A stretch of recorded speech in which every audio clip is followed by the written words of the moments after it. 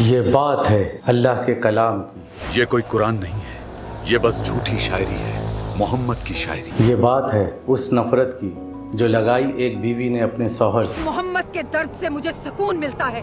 غلاموں، اس کے گھر کے سامنے کانٹے بچھا دو۔ یہ کہانی ہے اس شخص کی جس نے رسول اللہ کو بھرے بازار میں تکلیف دیا۔ مکہ والو، میری بات سنو، میرے بھتیجے نے باپ دادا کا دین چھوڑ دیا، کہتا ہے کہ ایک خدا کو مانو۔ اس سے گھٹیا بات میں نے آج تک نہیں سنی۔ یہ بات ہے سورہ لہب۔ تبت یدا ابی لہب اکثر مسلم فیملی میں بچوں کو قرآن کا رٹا لگوا دیا جاتا ہے، مطلب پتہ ہو یا نہ ہو، چاروں کل اور سورہ لہب یاد ہونی چاہیے۔ تبت ید ابی لہب وطب ما اغنى عنه ماله وما كسب شاید اسی وجہ سے آج قرآن غلافوں میں لپٹا ہوا ہمارے گھروں میں تو ہے لیکن ہمارے دلوں میں نہیں۔ کیا ہے سورہ لہب؟ سنو، اللہ نے ابو لہب کا نام لکھ کر سورت نازل کی ہے۔ خدا کی پناہ ہے بھائی۔ کون تھی ام جمیل جس کا ذکر اللہ نے اس صورت میں کیا ہے، اور ایسا کیا کر دیا تھا؟ سنا آپ نے؟ ام جمیل کا ہار، وہی ہار جو آخرت میں اس کے گلے کی رسڑی بنے گا۔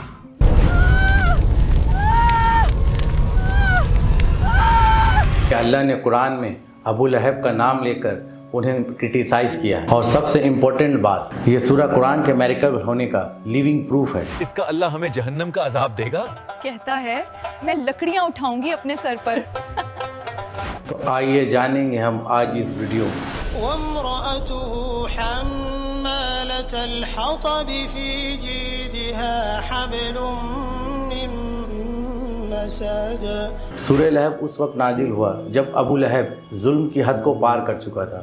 وہ نبی کو ستاتا، پریشان کرتا، گالیاں دیتا، بھرے بازار رسوا کرتا۔ مکہ والو، میری بات سنو، میرے بھتیجے نے باپ دادا کا دین چھوڑ دیا، کہتا ہے کہ ایک خدا کو مانو۔ تو اللہ نے ایک انسان کا نام لے کر سورہ نازل کی ہے۔ کیوں ابو لہب اور اس کی بیوی ام جمیل کو قرآن میں ہمیشہ کے لیے ذلیل اور رسوا کر دیا گیا؟ ام جمیل وہ عورت تھی جس کے بارے میں کہا گیا کہ اس کا ہار آخرت میں اس کے لیے گلے کی رسی اور لیکن ایک شخص صفا کے پہاڑ پر چڑھ رہا تھا، محمد صلی اللہ علیہ وسلم۔ ابا، وہ پہاڑ پہ کون چڑھ رہا ہے؟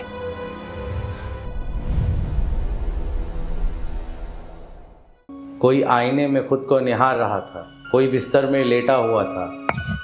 ارے بیٹا، اب کیا دن بھر سوتے ہی رہو گے؟ وہ پہاڑ جہاں سے مکہ والے ایک دوسرے کو اکٹھا کر کے کوئی بڑی بات بتاتے تھے۔ رسول اللہ نے ایک گہری سانس لی، اونچی آواز میں پکارا، یا صباحا۔ کیا ہوا؟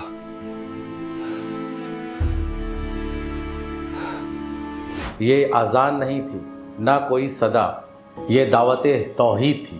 لوگ اپنے اپنے گھروں سے بھاگے، دکانیں چھوڑ دی اور صفا کے نیچے جمع ہو گئے۔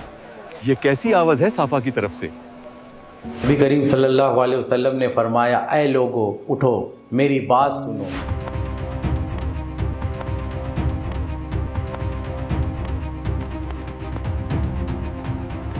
اگر میں کہوں کہ اس پہاڑ کے پیچھے دشمن کی فوج تم پر حملہ کرنے آ رہی ہے، کیا تم میرا یقین کرو گے؟ ہاں، بالکل کریں گے۔ آپ سچے ہیں، آپ آمین ہیں، آپ صدیق ہیں، آپ محمد ہیں۔ پھر نبی کریم صلی اللہ علیہ وسلم نے فرمایا، میں تمہیں اس سخت آنے والے عذاب سے خبردار کرتا ہوں، عبادت کرو اس رب کی جو ساری کائنات کا مالک ہے۔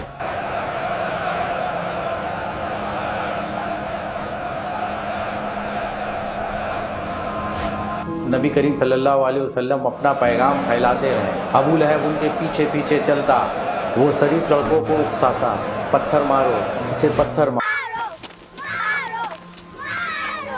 یہ صرف شروعات تھی، جب ظلم حد سے بڑھ گیا اور نبوت کے 10ویں سال سورہ لہب نازل ہوئی۔ اور جب بات یہاں تک پہنچا کہ ابو لہب نے اپنے دونوں بیٹوں سے کہا اپنی بیویوں کو طلاق دو، اس نے دھمکایا اور بیٹوں کو کہا، تمہارا چہرہ بھی مجھ پر حرام ہے، اگر تم نے اپنی بیویوں کو طلاق نہ دیا، ہم آج ہی انہیں طلاق دیں گے۔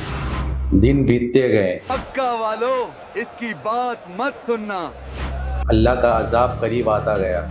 अबू लहब तबाह हो गया, उसका माल, उसके बेटे, कनेक्शन, पावर सब बर्बाद हो गया। एक दिन अबू लहब बीमारी से गिर पड़ा, उसकी हालत इतनी खराब हो गई और जब वो मरा इतनी बुरी मौत, कोई उसकी लाश को हाथ तक लगाने रेडी नहीं हुआ। उसकी लाश कई दिनों तक पड़ी रही, बदबू से लोग उल्टी करने लगे, पड़ोसी चिल्लाए, लेकिन वो इतनी नापाक अंजाम से मरा कि उसके बेटों ने भी उसकी लाश को उठाने से इनकार कर दिया। पत्थर से ढकेल कर दफनाया गया। कुरान की पेशन गोई बिल्कुल सच हुई। ना उसका माल उसके कुछ काम आया, ना उसकी कमाई। वो भड़कती हुई आग में झोंक दिया गया।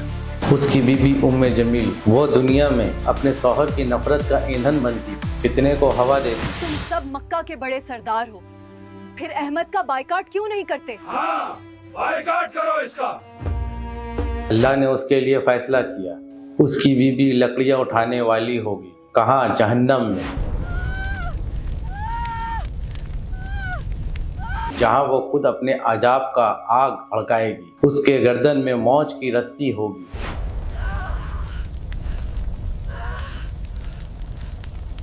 दुनिया में वो अपने खूबसूरत गले में हार पहनती थी और कहती थी, मेरे गले का ये हार मैं उसे दूंगी जो मोहम्मद के खिलाफ खड़ा होगा, जो मेरा साथ देगा।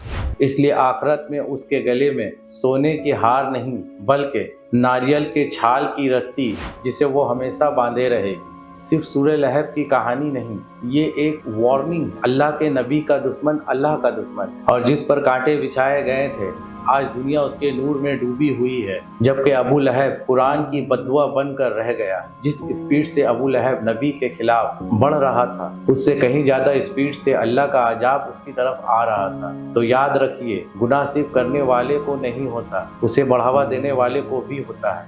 जब आप बुराई को हवा देते हैं तो अंजाम भी वही पाते हैं। जज़ाकल्लाह खैर। अस्सलामु अलैकुम।